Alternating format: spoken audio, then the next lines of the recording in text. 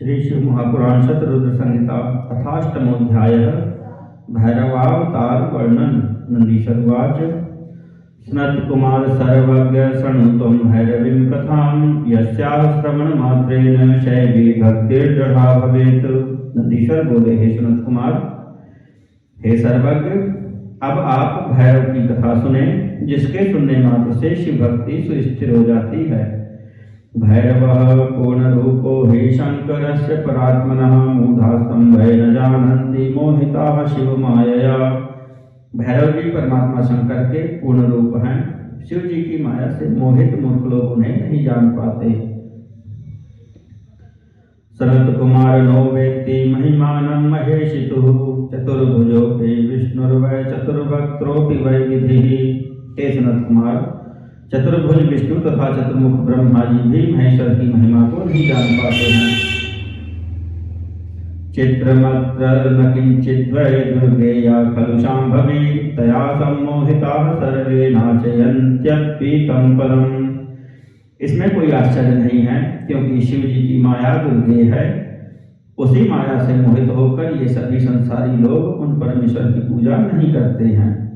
वेद यद्यपि वात्मानं स एव परमेश्वरः तदा विदन्ति ते सर्वे स्वेच्छया न हि कोऽपि तम्। यदि वे परमेश्वर स्वयं ही अपना ज्ञान करा दें तभी वे सभी लोग उन्हें जान सकते हैं। अपनी इच्छा से कोई भी उन्हें नहीं जान पाता है। सर्वगोपी महेशानो नैक्षते मूढ़ बुद्धिभिः देववद बुद्धते लोके योति तो मनसां गिराम। यद्यपि महेश्वर सर्वव्यापी हैं, किंतु मूढ़ बुद्धि वाले उन्हें देख नहीं पाते हैं। जो वाणी एवं मन से परे हैं उन्हें लोग मात्र देवता ही समझते हैं। अत्रेतिहासं वक्ष्येऽहं परमर्षे पुरातनं शृणुतं श्रद्धया तात परमं ज्ञान कारणम्। हे महर्षि, इस विषय में पुराना इतिहास कह रहा हूँ। हे तात, आप उसको श्रद्धा पूर्वक सुनिए, वह परमोत्तम और ज्ञान का कारण है। मेरुशृंगेद्भुते रम्ये स्थितं ब्रह्माण्डमीश्वरं जगमुर्धे वर्षयः सर्वे सुतस्त्वं ज्ञातुमिच्छया। समस्त देवता और ऋषिगण परम तत्व जानने की इच्छा से सुमेरु पर्वत के अद्भुत तथा मनोहर शिखर पर स्थित भगवान ब्रह्मा के पास गए। तत्रागत्य विभिन्नत्वा पप्रच्छुस्ते महादरात् कृतांजलिपुटाः सर्वे नतस्कन्धा मुनीश्वराः। वहां जाकर ब्रह्मा जी को नमस्कार करके वे सब हाथ जोड़कर तथा कंधा झुकाकर आदर पूर्वक पूछने लगे। देवर्षय ऊचुः देव देव प्रजानाथ सृष्टि लोकनायक तत्वतो वदच्चास्मभ्यं किमेकं तत्त्वमव्ययम्। देवता तथा ऋषि बोले, हे देवदेव, हे प्रजानाथ, हे सृष्टिकर्ता, हे लोकनायक, आप हमें ठीक ठीक बताइए कि अद्वितीय तथा अविनाशी तत्व क्या है। नंदीश्वरवाच स मायया महेशस्य मोहितः पद्मसंभवः अविज्ञाय परम भावं संभावं प्रत्युवाचः। नंदीश्वर बोले, शिव जी की माया से मोहित हुए ब्रह्मा जी परम तत्व को न समझकर सामान्य बात कहने लगे। ब्रह्मोवाच हे सुरा ऋषयः सर्वे सुमत्या शृणुतादरात् वच्म्यहं परमं तत्त्वमव्ययं वै यथार्थतः। ब्रह्मा जी बोले, हे देवताओं तथा ऋषियों, आप सब आदर पूर्वक सद्बुद्धि से मेरी बात सुने। मैं यथार्थ रूप से अव्यय परम तत्व को बता रहा हूँ। जगद्योनिरहं धाता स्वयं भूरज ईश्वरः अनादिभागहं ब्रह्म ह्योक आत्मा निरंजनः प्रवर्तको हि जगतामहमेव निवर्तकः संवर्तको मदधिको नान्यः कश्चित् सुरोत्तमः। मैं जगत का मूल कारण हूँ। मैं धाता स्वयंभू अज ईश्वर अनादिभाग ब्रह्म अद्वितीय एवं निरंजन आत्मा हूँ। मैं ही सारे जगत का प्रवर्तक संवर्तक तथा निवर्तक हूँ। हे श्रेष्ठ देवता, मुझसे बड़ा दूसरा कोई नहीं है। नंदीश्वरवाच तस्सैवं वदतो धातुर्विष्णुस्तत्र स्थितो मुने प्रोवाच प्रहसन् वाक्यं संक्रुद्धो मोहितो जया। नंदीश्वर बोले, हे मुने, जब ब्रह्मा जी इस बात को कह रहे थे उसी समय वहां स्थित विष्णु ने सनातनी माया से मोहित होकर हंसते हुए क्रुद्ध होकर यह वचन कहा, नाचैतदुचिता ब्रह्मन् योगयुक्तस्य मूर्खता अविज्ञाय परम तत्त्वं रथैतत्ते निगद्यते। हे ब्रह्मन्, योग से युक्त होते हुए भी आपकी यह मूर्खता उचित नहीं है। परम तत्व को न जानकर आप यह व्यर्थ बोल रहे हैं। कर्ताहं सर्वलोकानां परमात्मा परः पुमान् यज्ञो नारायणो देवो मायाधीशः परागतिः। संपूर्ण लोकों का कर्ता परम पुरुष परमात्मा यज्ञ स्वरूप नारायण मायाधीश एवं परमगति प्रभु मैं ही हूँ। ममाकया त्वया ब्रह्मन् सृष्टिरेखा विधीयते जगतां जीवनं नैव मामनादृत्यचेश्वरम्। हे ब्रह्मन्, आप मेरी आज्ञा से ही इस सृष्टि की रचना करते हैं। मुझ ईश्वर का अनादर कर यह जगत किसी भी प्रकार जीवित नहीं रह सकता। एवं विप्रकृतौ मोहात् परस्पर जयैक्षिणौ प्रोचतुर्निगमाश्चात्र प्रमाणे सर्वथा तनौ प्रष्टव्यास्ते विशेषेण स्थिता मूर्तिधराश्चते प्रपृच्छतुः प्रमाणज्ञानयुक्त्वा चतुरोपितान्। इस प्रकार परस्पर तिरस्कृत होकर वे दोनों ही अर्थात ब्रह्मा एवं विष्णु मोहवश एक दूसरे को जीतने की इच्छा कर आपस में विवाद करते हुए अपने अपने विषय में वेद प्रमाण की अपेक्षा से प्रमाण तत्वज्ञ मूर्तिधारी चारों वेदों के पास जाकर पूछने लगे। विधि विष्णु चतुः वेदा प्रमाणं सर्वत्र प्रतिष्ठां परमामिताः यूयं वदत विश्रब्धं किमेकं तत्त्वमव्ययम्। ब्रह्मा एवं विष्णु बोले, हे वेदो, आप लोगों का सर्वत्र प्रमाण है और आप लोगों को परम प्रतिष्ठा भी प्राप्त हुई है। अतः विश्वास पूर्वक कहिए कि एकमात्र अविनाशी तत्व क्या है।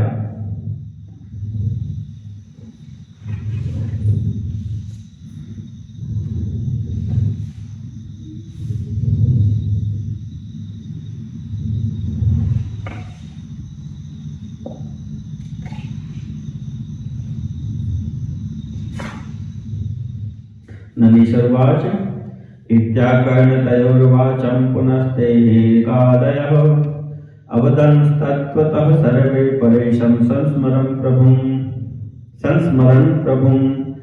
नंदीश्वर बोले, उन दोनों का यह वचन सुनकर ऋक् आदि सभी वेद परमेश्वर शिव का स्मरण करते हुए यथार्थ बात कहने लगे। यदि मान्या वयं देवो सृष्टि स्थिति करो विभु तदा प्रमाणं वक्ष्यामो भवत संदेह भेदकम्। हे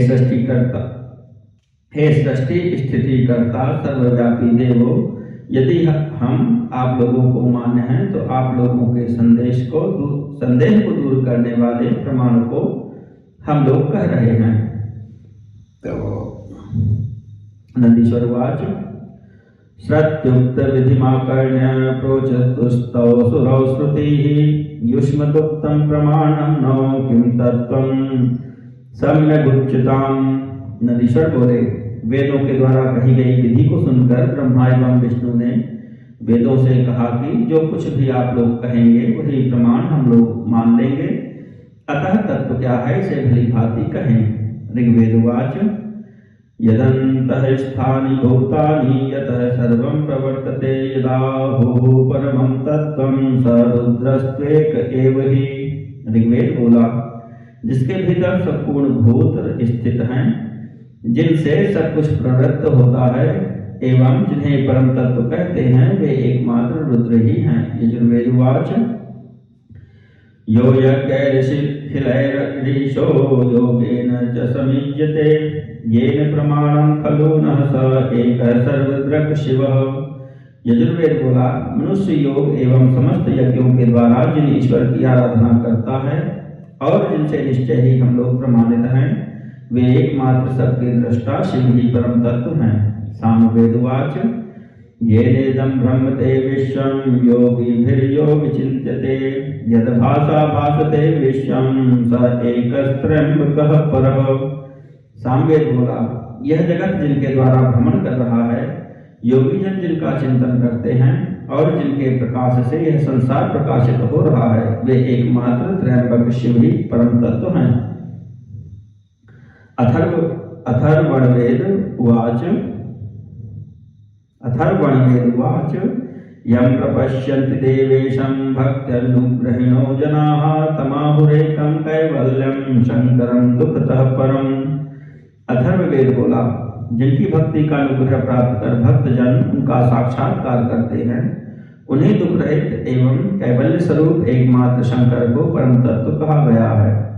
नंदीश्वर उवाच श्रुत्युक्तं मिदमाकर्णातीव माया विमोहितौ स्मृत्वाहतुर्विधिहरि निगमास्तान् विचेतनौ।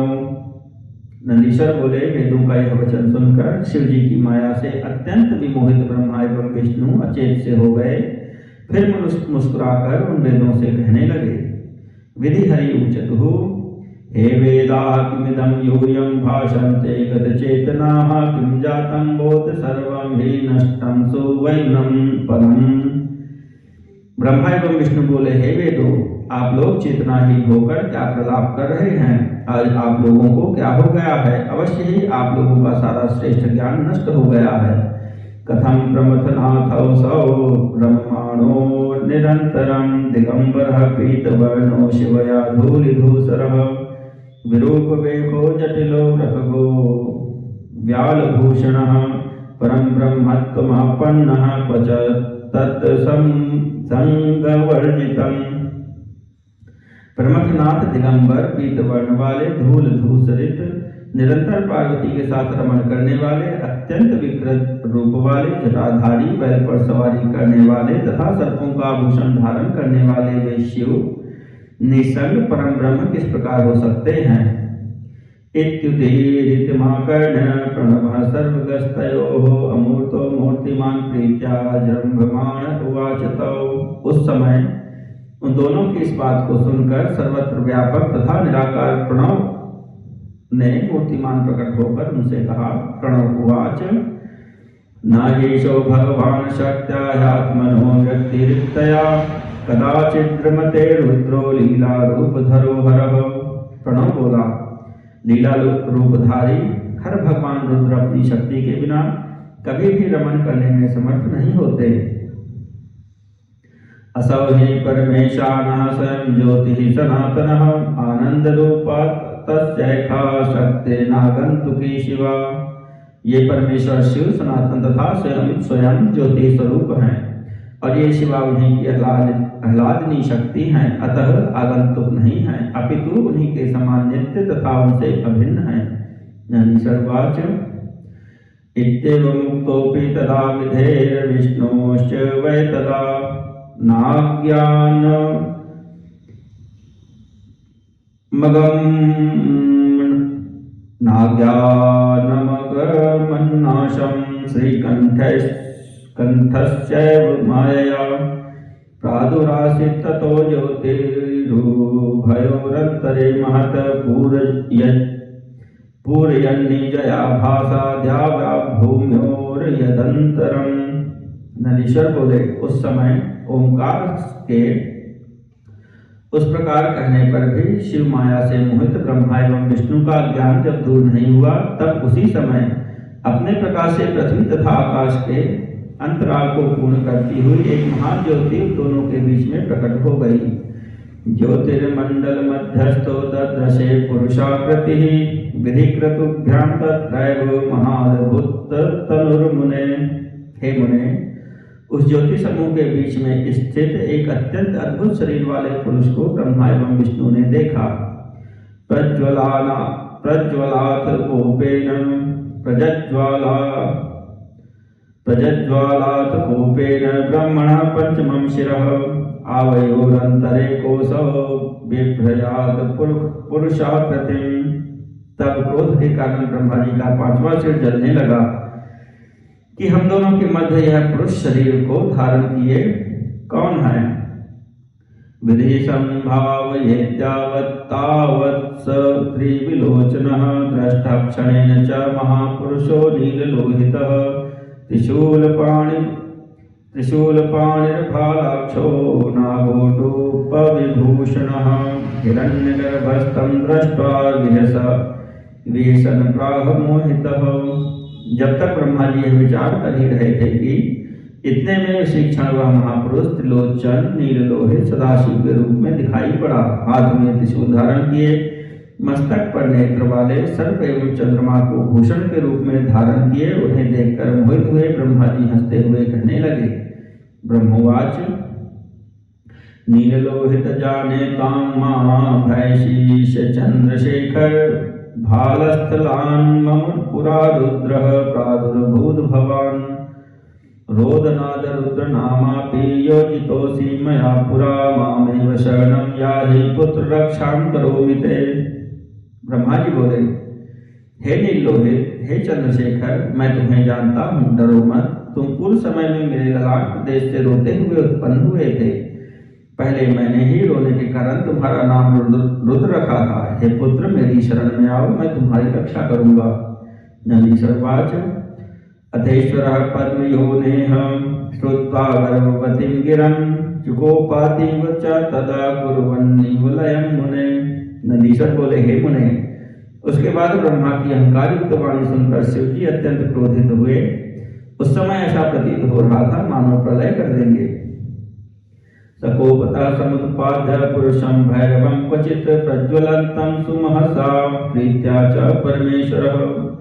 उस समय परमेश्वर शिव अपने क्रोध के द्वारा परम तेज से दीप्तिमान भैरव नामक एक पुरुष को उत्पन्न करके प्रेम पूर्वक उससे कहने लगे। ईश्वरवाच प्राक च पंकज जन्मासौ शास्यस्ते काल भैरव कालभद्राजसे साक्षात कालराजस्ततो भवान। ईश्वर बोले, हे काल भैरव, सर्वप्रथम तुम इस पद्म योनि ब्रह्मा को दंड दो। तुम साक्षात काल के सदृश शोभित हो रहे हो, अतः तुम कालराज नाम से विख्यात होगे।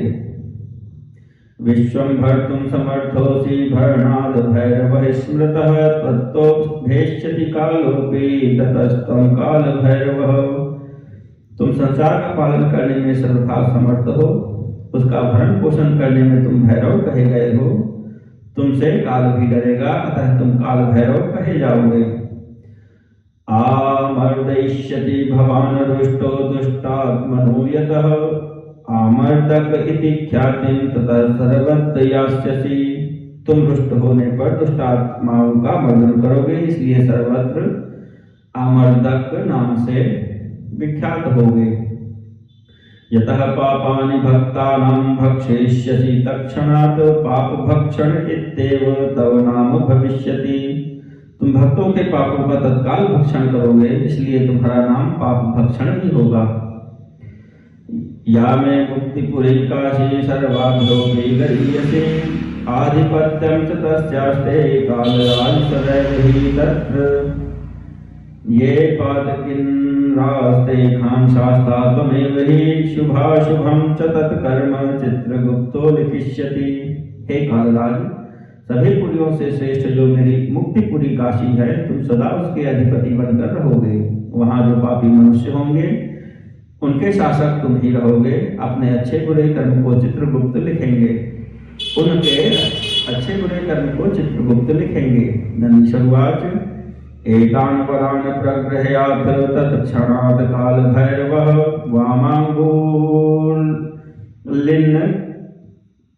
वामांगुलीनखाग्रेण चकर्त च विधेशिरः। नंदीश्वर बोले, काल भैरव ने इस प्रकार के वरों को प्राप्त कर अपनी बाई उंगलियों के नखों के अग्रभाग से ब्रह्मा का 5वां सिर तत्क्षण ही काट डाला। यदंदं पराधनोति कार्यं तस्यैव शासनम् अतो येन कृता निंदा तच्छिन्नं पंचमं शिरः। जो अपराध करता है उसी को दंड देना चाहिए, अतः जिस सिर ने निंदा की थी उस 5वें सिर को उन्होंने काट दिया। अथ छिन्नं विधि शिरो दृष्ट्वा भीततरो हरिः शतरुद्रियन्मन्त्रश्च भक्त्या तुष्टाव शंकरम्। उसके बाद ब्रह्मा के सिर को कटा हुआ देखकर विष्णु बहुत भयभीत हो गए और शतरुद्री मंत्रों से भक्तिपूर्वक शिव जी की स्तुति करने लगे। भीतो हिरण्यगर्भोऽपि जजापुरशतरुद्रियम् इत्थं तौ गतगर्भो हि संजातौ तत्क्षणां मुने। हे मुने, तब भयभीत हुए ब्रह्मा जी भी शतरुद्री मंत्र का जप करने लगे। इस प्रकार वे दोनों ही उसी क्षण अहंकार रहित हो गए।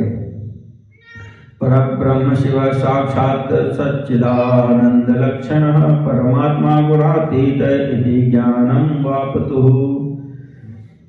उन दोनों को यह ज्ञान हो गया कि साक्षात शिव ही सच्चिदानंद लक्षण से युक्त परमात्मा गुणातीत तथा परम ब्रह्म है। सनत कुमार सर्वज्ञ शृणु मे परमं शुभम् यावद् गर्भो भवेत् तावज् ज्ञानगुप्तिर्विशेषतः। हे सनत कुमार, हे सर्वज्ञ, मेरा यह उत्तम शुभ वचन सुनिए। जब तक अहंकार रहता है तब तक विशेष रूप से ज्ञान लुप्त रहता है।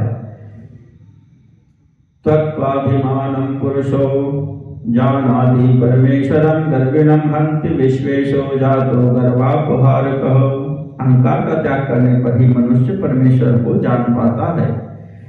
विश्वेश्वर शिव अहंकारी के अहंकार का नाश करते हैं क्योंकि वे गर्वापहारक कहे गए हैं। अथ विष्णु विधि ज्ञात्वा विगर्भो परमेश्वरः प्रसन्नो भून् महादेवो करोत्तावभयो प्रभु। इसके बाद ब्रह्मा तथा विष्णु को अहंकार रहित जानकर परमेश्वर महादेव प्रसन्न हो गए और उन प्रभु ने दोनों को भयरहित कर दिया। आश्वास्य तौ महादेवः प्रीतः प्रणतवत्सलः प्राह स्वामूर्तिं परां भैरवं तं कपर्दिनं। प्रसन्न हुए भक्त वत्सल महादेव उन्हें आश्वस्त करके अपने दूसरे स्वरूप उन कपटी भैरव से कहने लगे। महादेव उवाच त्वया मान्यो विष्णुरसौ तथा शतधृतिः स्वयं कपालं वैधसंवापि नीललोहितधारय ब्रह्महत्या पुनोदाय व्रतं लोकाय दर्शय चरत्वं सततं भिक्षां कपाल व्रतमाश्रितः। महादेव बोले, हे भैरव, ये ब्रह्मा एवं विष्णु तुम्हारे मान्य हैं। हे नीललोहित, तुम ब्रह्मा के कटे हुए इस कपाल को धारण करो और ब्रह्म हत्या को दूर करने के लिए संसार के समक्ष व्रत प्रदर्शित करो। कपाल व्रत धारण कर तुम निरंतर भिक्षाचरण करो। इत्युक्त्वा पश्यतस्तस्य तेजोरूपः शिवो ब्रवीत उत्पाद्य चैकां कन्यां तु ब्रह्म हत्याभिविश्रुताम्। इस प्रकार काल भैरव से कहकर उनके देखते ही ब्रह्म हत्या नामक कन्या को उत्पन्न कर तेजोरूप शिव जी ने उससे कहा, यावद् वाराणसीं देव्यां पुरीमेखां गमिष्यति तावत् त्वं भीषणं कालं नुगच्छोग्ररूपिणम् कालमनुगच्छोग्ररूपिणम् सर्वत्र ते प्रवेशोऽस्ति त्यक्त्वा वाराणसीं पुरीं वाराणसीं यदा गच्छेत् तन्मुक्तो भवतक्षणात्। तुम उग्र रूप धारण करने वाले इस भयंकर काल भैरव के पीछे पीछे जब तक चलो जब तक ये वाराणसी पुरी तक नहीं जाते। इनके वाराणसी में जाते ही तुम मुक्त हो जाओगी। वाराणसी पुरी को छोड़कर सर्वत्र तुम्हारा प्रवेश होगा। नंदीश्वरवाच नियोज्यतामिति तदा ब्रह्महत्यां च तां प्रभुः महाद्भुतश्च स शिवोऽप्यन्तर्धानमगात्ततः। शिवोऽप्यन्तर्धानमगात्ततः। नंदीश्वर बोले, वे परम अद्भुत प्रभु भगवान शंकर भी उस ब्रह्म हत्या को उस यात्रा के लिए नियुक्त करके अंतरित हो गए। इति श्री शिव महापुराणे तृतीयायां शतरुद्र संहितायां भैरावतार वर्णनम नामाष्टमोऽध्यायः।